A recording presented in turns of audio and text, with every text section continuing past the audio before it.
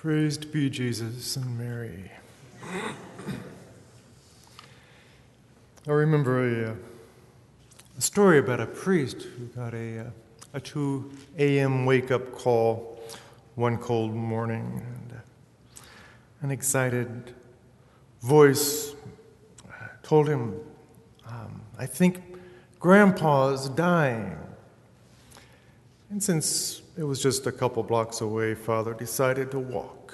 And as he passed by this alley, a figure with a gun stepped out and demanded for him to give him his money. So the priest told the man that his wallet was in the pocket of his coat. So he opened up his coat to get it, which revealed his Roman collar. And the gunman stuttered, "Oh, I didn't know you were a priest. Pardon me, Father, keep your money." So in grateful relief, the priest offered the guy a cigar, but the man told him, "Oh, no thanks, Father. I'm not smoking during Lent." This thug was acting like a Pharisee. The Pharisees were extremely particular about minor regulations of Jewish law, while they neglected the important commands. And that's why our Lord often condemned them. They hated Jesus because he threatened their position as religious leaders. They watched our Lord closely, tried to trap him in his speech, criticized his association with publicans and sinners, and also his neglect of the required washings, as in today's gospel. They claimed that Jesus could not forgive sins, that he drove out devils by the power of the devil. And, they themselves, the Pharisees, set a good example only when they had an audience to impress. And we have Pharisees today. They do the same thing. When out in public, they're polite and courteous to strangers. They never fail to say, "Please, thank you, pardon me."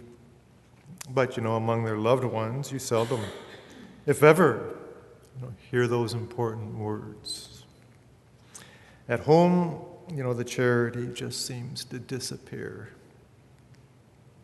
And if I told someone that, by coming late to Mass, that they are impolite, he or she would be insulted. Yet, coming late through one's own fault is an insult to God. It's a distraction to those in church and also to the celebrant of the Mass.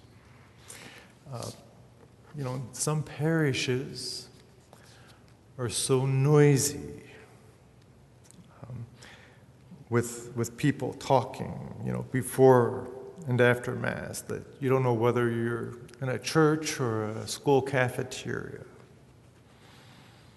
Yet, these same people do not say a word of greeting to our Lord here on the altar. That's like going to a party, and talking to everyone except the host. So many Catholics are mixed up regarding what is really important. Now, don't get me wrong, building love and community spirit, among parishioners is good.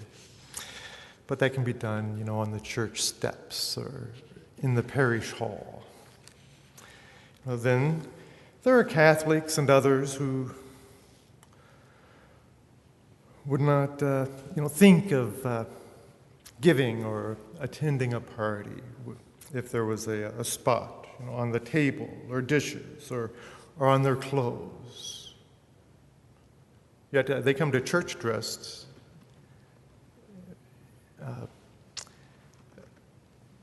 or they go to parties dressed better than they do coming to the banquet of the Lord, the holy sacrifice of the Mass.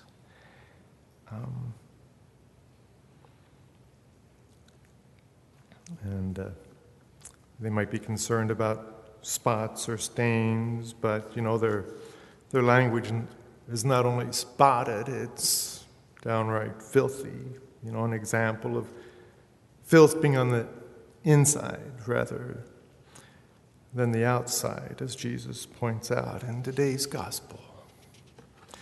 Some people are big spenders, outside the home, treating the boys to drinks at the tavern, gambling hundreds of dollars away at the casino, giving generous tips to waitresses, but they're penny pinchers when with their loved ones and with God. I'm sure you can think of other situations, where we're clean and courteous and generous, only when it makes a show or avoids criticism. So let us ask Our Lady to help us not be Pharisees.